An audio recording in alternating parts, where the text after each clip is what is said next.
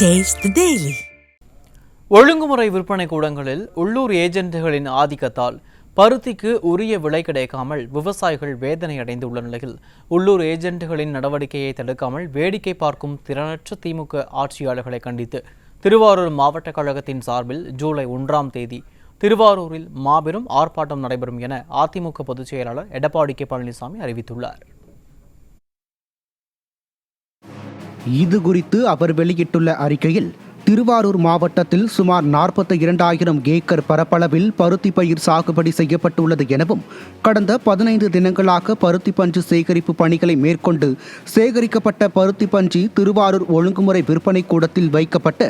ஏலம் விடப்படுகிறது எனவும் குறிப்பிட்டுள்ளார். மேலும் கடந்த ஆண்டு சராசரியாக கிலோ ஒன்றுக்கு 80 ரூபாய்க்கு மேல் ஏலம் போன பருத்தி பஞ்சு விலை இந்த ஆண்டு அதிகபட்சமாக கிலோ 53 ரூபாய்க்கும் குறைந்தபட்சமாக 46 ரூபாய்க்கும் மட்டுமே மிக குறைந்த விலையில் ஏலம் எடுக்கப்படுவதாக விவசாயிகள் குற்றம் சாட்டியுள்ளதாக தெரிவித்துள்ளார்.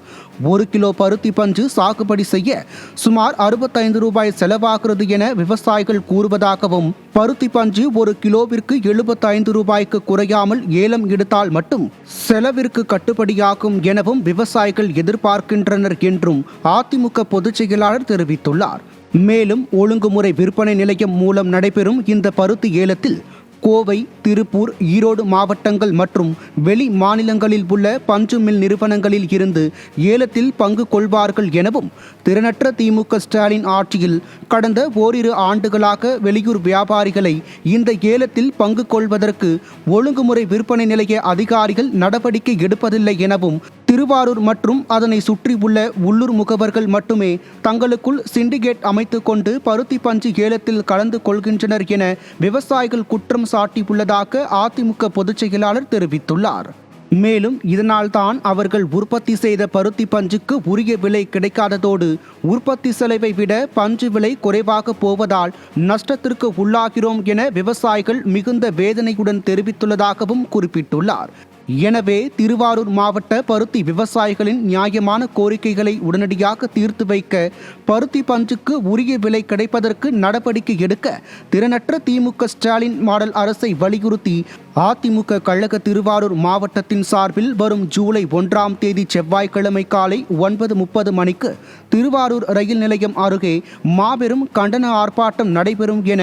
அதிமுக பொதுச் செயலாளர் எடப்பாடி கே பழனிசாமி அறிவித்துள்ளார். இந்த ஆர்ப்பாட்டம் திருவாரூர் மாவட்ட செயலாளரும் முன்னாள் அமைச்சருமான சு. காமராஜ் தலைமையிலும், கழக அமைப்பு செயலாளர்கள் டாக்டர் மு. கோபால், சிவா ராஜமாணிக்கம் ஆகியோர் முன்னிலையிலும் நடைபெறும் என்றும், இதில் திருவாரூர் மாவட்டத்தில் உள்ள